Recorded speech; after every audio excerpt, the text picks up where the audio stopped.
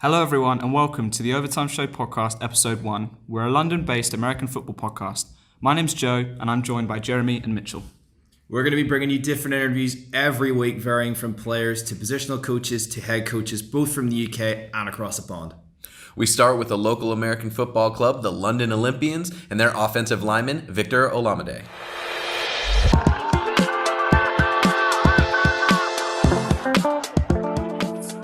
Okay, so thank you, Victor, for joining us. No problem, man. How are you doing? How's your week been?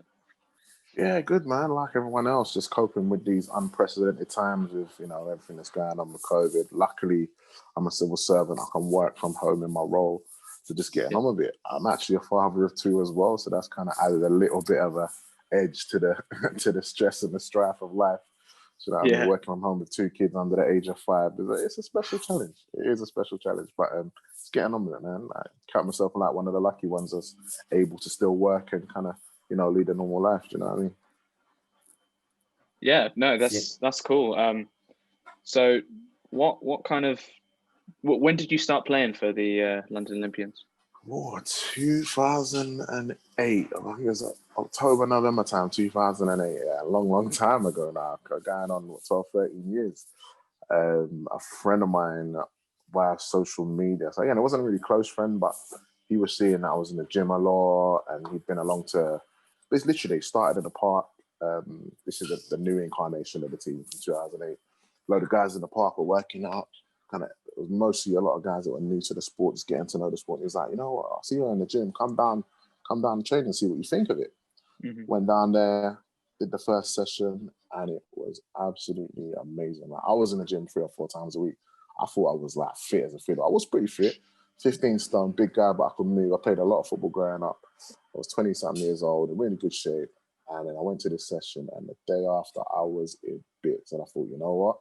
I felt progress pain before, but this is amazing. I need to get more of this in my system because after a while, I'm going to be a bit of a beast. And it was great. It was a great workout, great to make new friends, social vibe. And there's a laddie vibe in soccer and football, but American football is kind of a different level because you're going at it, like you're warring each other. Like they say iron sharpens iron, steel sharpens steel.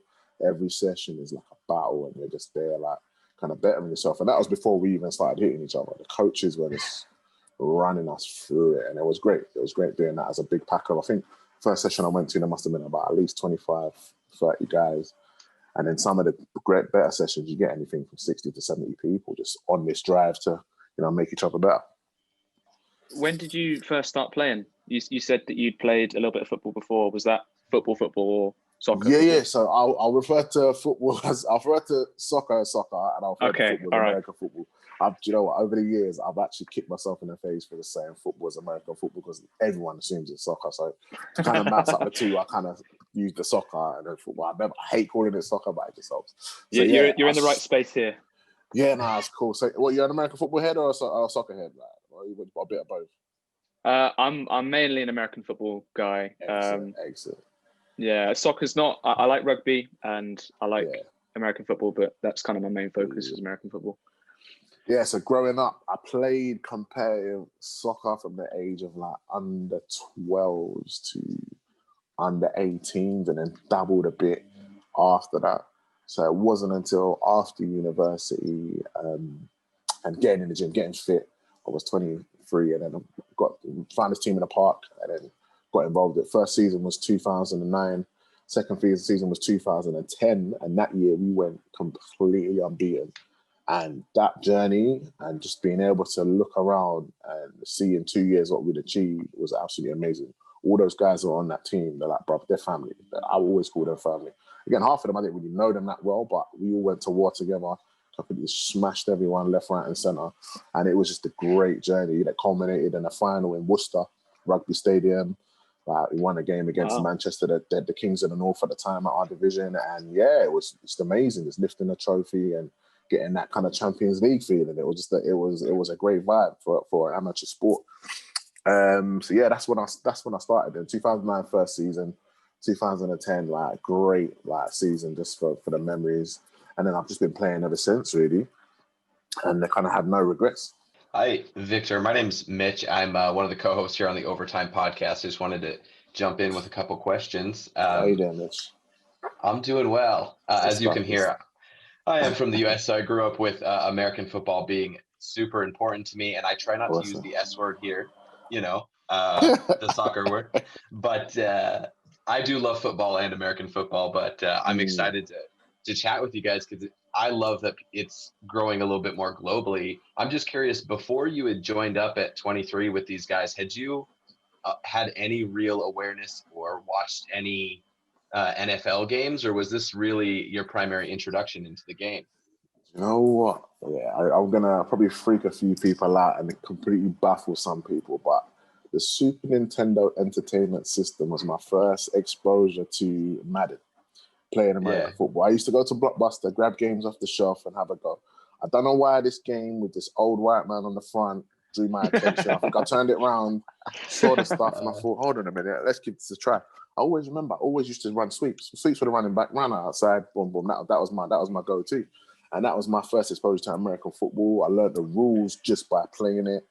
And so when I actually got to actually playing for real life, that knowledge of the rules and my fitness, I kind of became a captain just by default. I was a captain just from knowing the sport. So a lot of the boys didn't really know or understand the sport, but we all kind of found that a kinship to it because of the brotherhood, because of the constructively violent nature of the sport. We could all let loose on a Sunday, just go mad and kind of not be told off for it. You know what I mean? So for a young black boy growing up in Southeast London, American football just it fit. It fit. So yeah, Madden on the SNES. So that must have been 4 years back. And I didn't really think play Madden again for a long time. But again, American football was exposed to me again via the friend of mine that told me to brought me down to the session. But I didn't really know it was getting played over here. So the profile of it is a bit more now because when I was at university, I graduated in 2008. So I was 2005 to 2008 at uni, and we didn't have a uni team then. Now there's uni teams are quite prevalent. So a lot of guys are getting introduced at the uni level.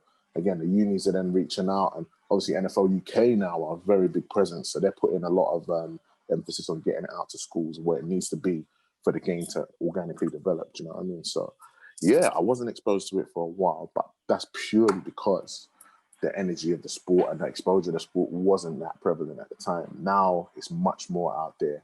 And again, if I was younger, I would have probably come across it a little bit more earlier, sooner, and got onto it. I started really late. I have massive regrets for starting so late, but it is what it is. Like, at that age and at the time I was growing up, soccer's easy. Grab a pair of boots, you go and play. American football, obviously, kitted to play as an adult, you're talking like you have to invest minimum. I think my coach quoted about £800 a year to £1,000 a year to like when you're playing for a team, subs, buying kit, travel, training. Like it's expensive, but for me, I made the investment early on. Luckily, the team was very supportive and helped out with bits and bobs here and there. But yeah, like no, I didn't look back. Once I got there and kind of got a taste of what it was all about, it was awesome. It was awesome. Great stuff.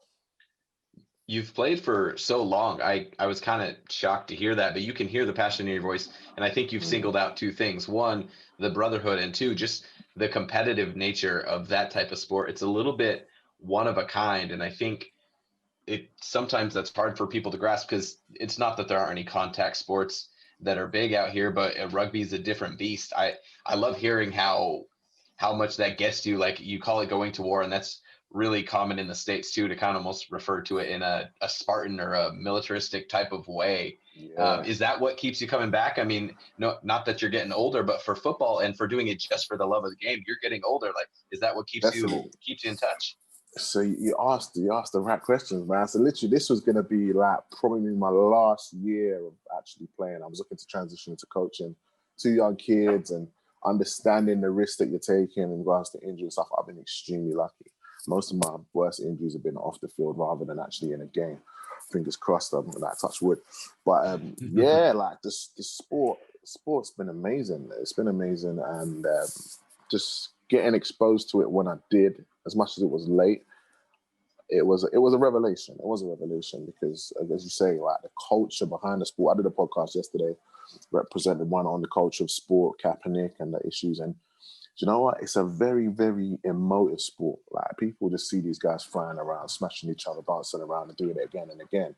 but they don't realize the institution of the actual sport and society over in the States.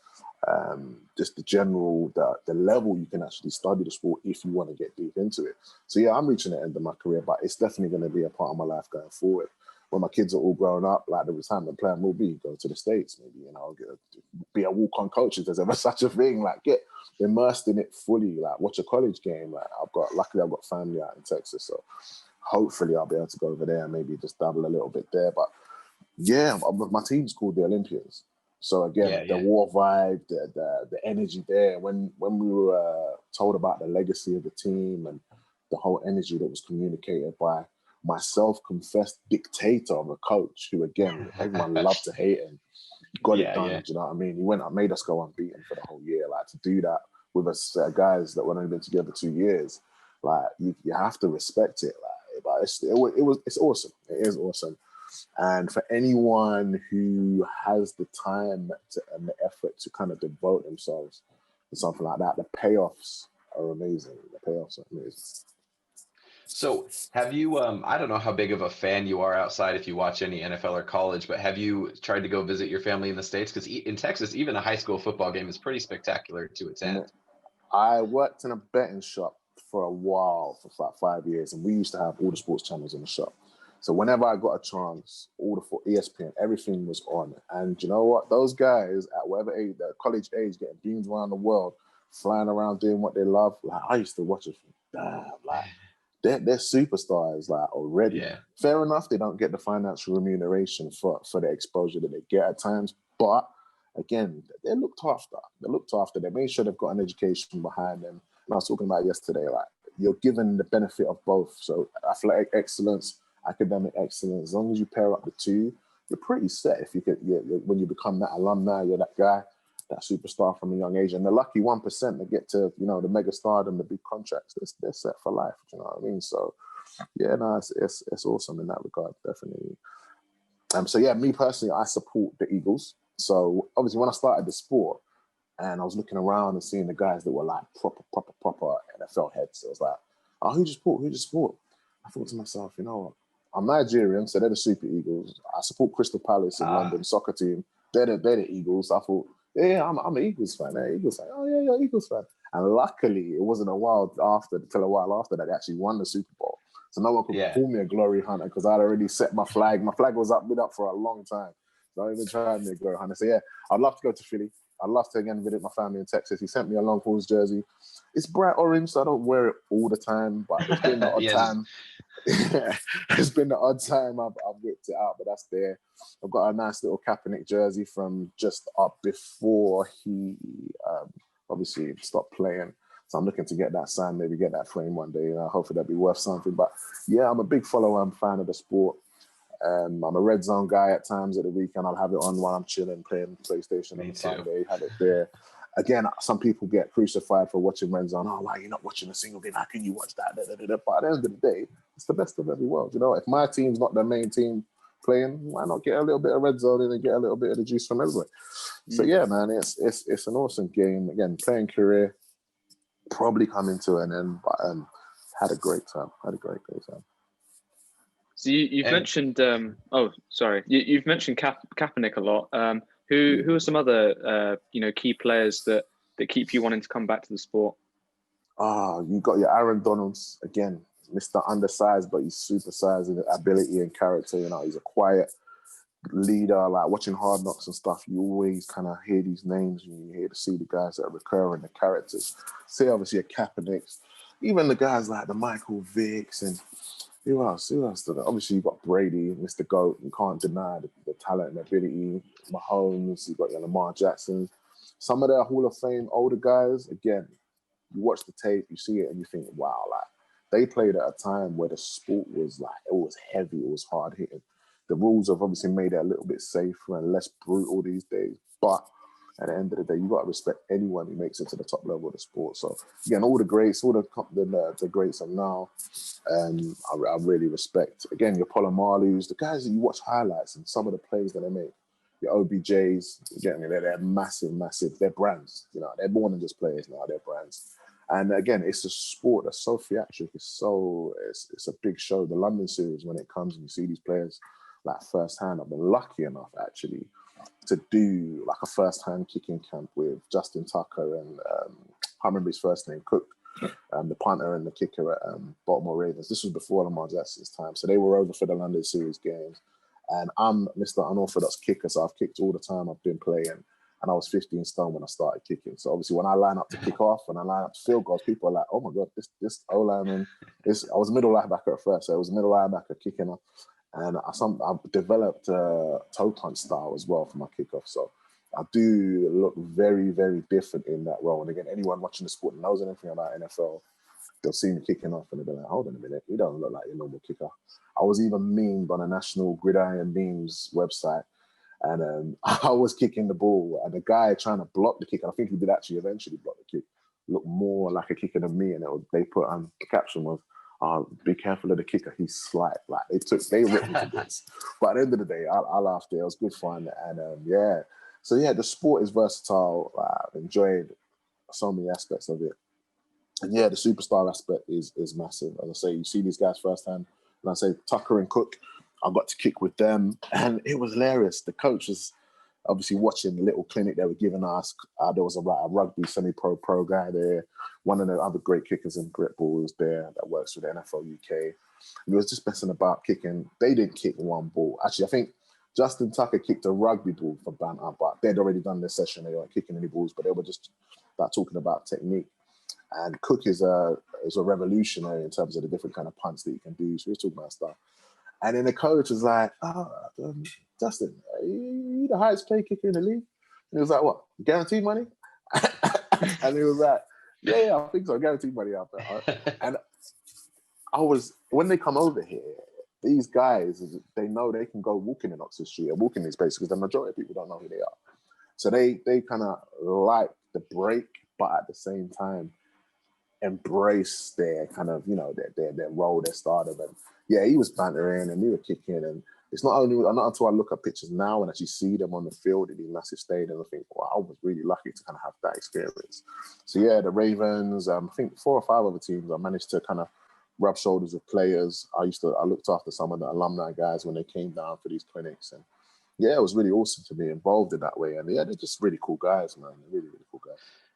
Victor, I love how passionate you are about it, and it makes me wish that you had found out about it when you were like 14, so maybe you could go over there and try and kick in school, which a lot of football players and Australian players are doing right now. You could have at least punted, my man. I almost did actually, but it was a bit of a long shot, so I thought, you know what, let me play it safe.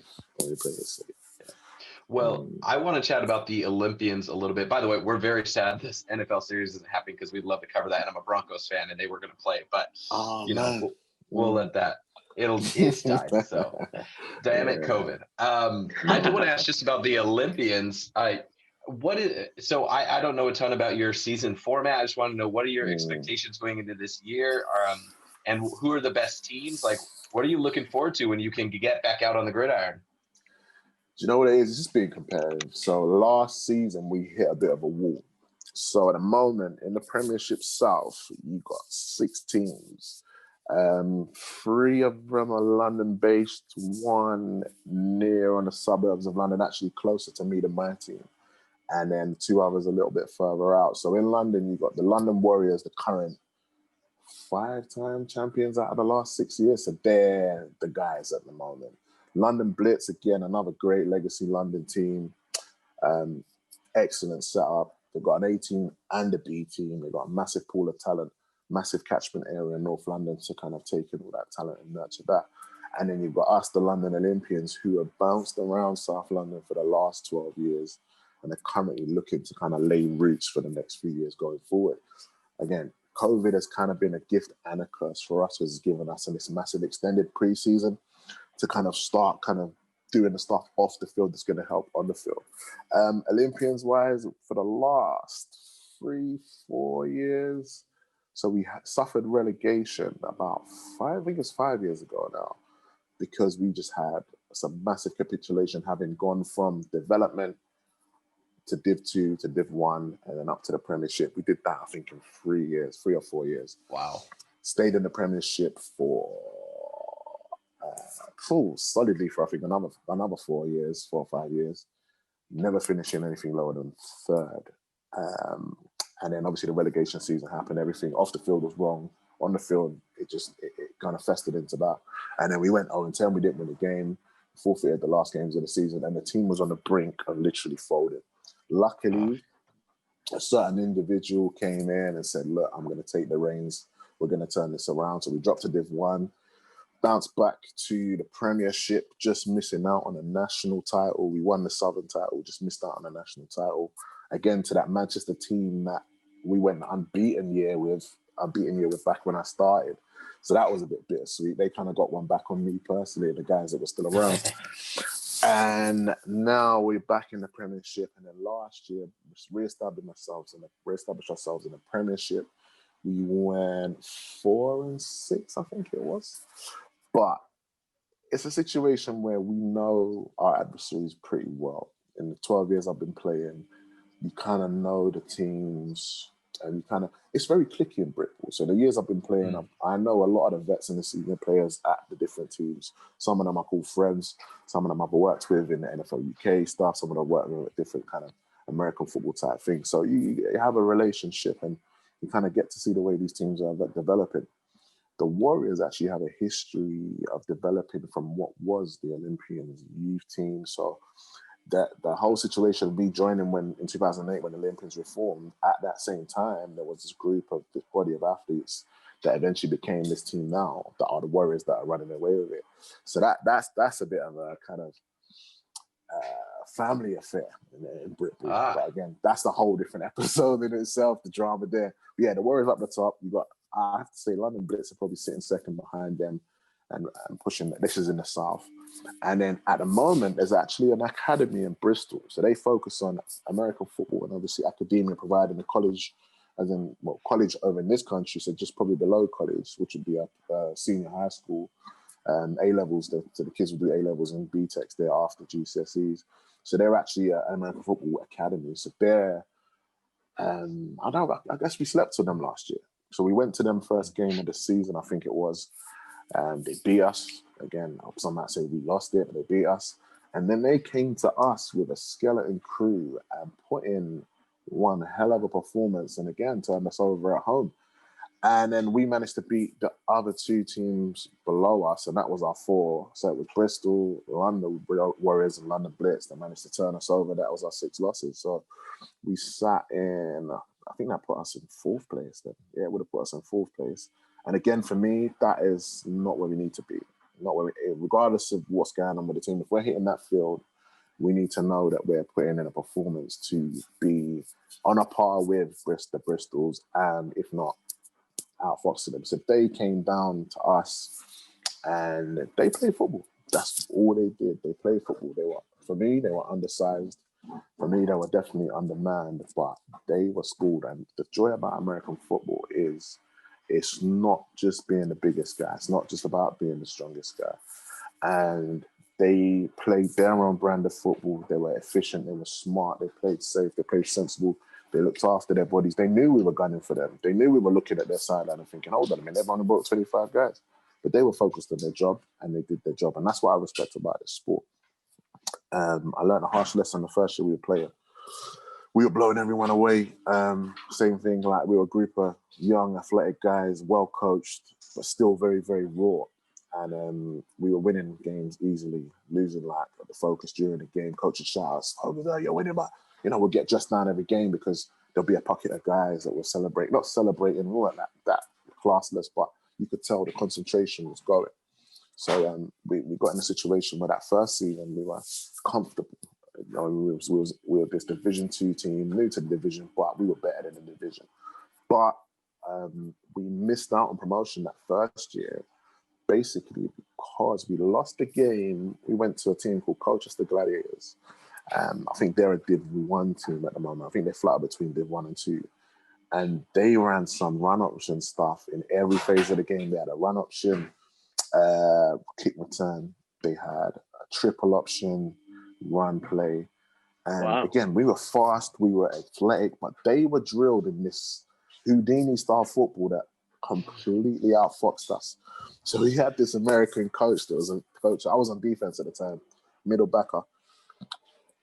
We had this American coach that came down and obviously taught us the philosophy of defense. And it was a thing where they did this triple option thing and everyone bit on the first movement. And he was like, just stay at home. Stay. You know what they're going to do. Stay at home. But us young guys, we were new to the sport. We were so charged. We were so on this speed and intensity game. They had done their homework. They'd studied us and they'd worked out a way to absolutely, they found the chink in our armor. We lost that game on the road and it was a massive lesson. And then we missed out on promotion because of an administrative thing. So one of the teams that we actually, the other team that beat us that season were given a draw for not fulfilling a fixture, which again must have been deemed mutually unfulfillable for whatever reason. And yeah, so we missed out on, I think, the playoffs and promotion because of losing that game fairly and the administrative error. So the year after that we went unbeaten, that team that beat us and got the administrative hand on us, they were the carrot on the stick to say, when you get your shot at them next year, you're going to show them like what time it is. So yeah, the war started from then and there's a war going on now between all the teams in Southern Prem and Britball because everyone knows each other. The community is quite small, ever growing, but the rivalries are definitely there. So yeah, it's interesting. We're winding down here a little bit, Victor. We appreciate your time so much. I want to throw a few quick ones at you. First of all, it sounds like you're really invested in the Olympians and you might even look into some coaching there. Did you ever consider heading to another team? No, do you know what? I can genuinely say no, I haven't. A lot of the friends from the glory days moved on at a certain time for whatever reason. I was always happy at the experience I was getting. New blood was always coming in. Some stayed longer, some left. But luckily, there was always a core of guys on and off the field that kind of kept me thinking, you know what? I'm a loyal guy. Like, this is a program that's always going to be healthy and thriving. And even when it went under, it came back straight away because the name of the team and the philosophy that the team stands for is something that is akin to my own values. So yeah, I've always been an Olympian and never really had the want to kind of go elsewhere. I love it. Loyal man. It is still odd to hear about promotion and relegation within American football, but I don't think I think it could work when you think about all the different divisions that they have in college football in America. It's like, oh, that would be handy because you do have some huge guys in some lower divisions that aren't good. So I love hearing you say that because it's not all about that. I think my final thought, and I'll turn this over to Joe to close it out, is just what's the youth football scene if your kids are around that age. I'm not sure how old your kids are, but if they wanted to play what we call in the US Pop Warner or Little League, what opportunities are there in the London area for kids to early on see you guys play and get involved in the sport themselves? So in terms of youth opportunities, again, if I was young or if I had a child that's ready to play, I would say there's actually a foundation, Big Kid Foundation, whose ambassador is F.A. Abada. And they play down in Southwest London, and they literally, I think they put on 3 sessions. Anyone wants to go down, and they play a lot of flag. If you wanted to get into kitted stuff, they did have a project in the pipeline of actually doing like a kitted roadshow to take pads and stuff out to the kids and get them to try the sport, which again, if not for COVID, would have probably been underway now. So definitely check out Big Kid Foundation for anyone looking to get into sessions in the Southwest London area. I'm a Southeast London Kent boy. And despite them being our rivals, you do have the Kent Exiles who have a good tier program of flag kit up to under 19, I think, under 18, under 19. So again, Kent Exiles, Big Kid Foundation, who are also affiliated with a team called the South London Renegades. Again, so that's Southwest and South London. Southeast London and Kent, I have to shout out the Kent Exiles for a great program. Yeah, there are teams scattered about, but London-wise, they're the two that stand out for me. I think London Blitz, if you're North London, I have to shout them out. They've got a great program and national championships under the belt. And again, Bristol, great academy, not really for the London lot. Maybe if you're 16, 17 and possibly want to do a sporting degree and get into sport and make that a full-time thing, possibly maybe get out there and do that. But yeah, there's teams around and about. And the London Olympians themselves are associated with the South London Renegades. So again, that have to be the number one with the Big Kid Foundation link up there as well, definitely. Perfect. Well, thank you so much for your time, Victor. Thank you Anytime. coming in and answering these questions. You're more than welcome to come back on the show in the future if you want to. Honestly, I was ready set up for. I was on for 2 hours last night, so I'm warmed up. So literally, anytime you guys want to talk Britball NFL, I'm definitely here for that UK Britball perspective. I'm literally on the cusp of being an old boy in the game over here and literally getting immersed in. I play a lot of Madden nowadays, so that's my fix of the violent stuff. But yeah, definitely learning more about the sport rather than getting too much about getting jacked up in the gym and, the gains are already there. I don't have to fight it no more. I was a middle backer. Now I'm technically a center, offensive lineman. I played all over the place. And yeah, I love talking about it. So yeah, anytime, guys, I'll come back when you're ready. Well, perfect. Hopefully we'll meet soon. We're going to look at doing some video stuff, and we actually want to see you guys in action, and hopefully COVID allows more and more of that. But yeah, thanks again for your time, Victor. Anytime, man. Thanks a lot for your time. Thank you. Yeah. So if you want to watch this podcast in the future, if you go to anchor.fm/overtime show, we'll be posting it up very soon. So hopefully you'll be able to mention you on Twitter. Yeah. Yeah. And yeah, thank you for your time, man. And no worries, man. Speak to you in the future. How soon are you going to post it up? How often do you put your stuff out? Yeah, I'm gonna look to get it up. Probably, I'd like to get one up every week. So we're speaking to is it Sandeep and and I've forgotten the other guy. Oh god, Sandeep, and there's a wide receiver that we're talking to as well. KD, is it KD? Maybe KD or Chimoy. Chimoy, that's it. Chimoy. I thought so. Okay. No, because literally I hosted my first one yesterday. It was a video vodcast. I don't know if you heard of Gridiron Hub. You heard of Gridiron Hub? I don't think I'd have a look at it. We'll have to go check it out though. Yeah. Yeah. So I posted one up about Kaepernick and football culture in this country, and it's like they said to me they kind of forced me. I used to write a lot for them, Britball pieces, NFL pieces on. Again, Kaepernick was one of the first things that grabbed me. And they were like, do you want to come online and host one? So I hosted one yesterday. And I think going down the line, I may get more of a slot. So again, if you are interested in doing a little collab there, we talk about something, anything American football-wise, we could definitely do something there because they do have quite a big platform. And again, the Britball thing it's not a rivalry thing. We're all passionate about the sport. We all want to kind of forward the sport and everything that's doing. So again, definitely would work with you guys in the future 100%. If you're up for it. How long have you been doing your thing? So Joe's been doing this podcast for a while, but we're going to kind of give it a fresh reboot now that we're together. But I just want to tell you, I've done a lot of podcasting, mostly in the NBA back in the US. And you are just the fact that you've already done some writing and podcasting. You're one of the better. You're really well spoken when it comes to this stuff. So I hope you keep with it and can be a voice for the UK. Like I could see you really being a prominent in it. I just want to say, it's not always like this. So yeah, you're really good. So hopefully, we can collab in the future. We're gonna talk to your teammates and stuff, and then we'll kind of have a release schedule, and we'll keep in touch with you. No worries. You got my number, 100%. Man. You got my number. Don't hesitate. All right. Will do. Thank you, man. All right. Take care. Have a good night. Love you too.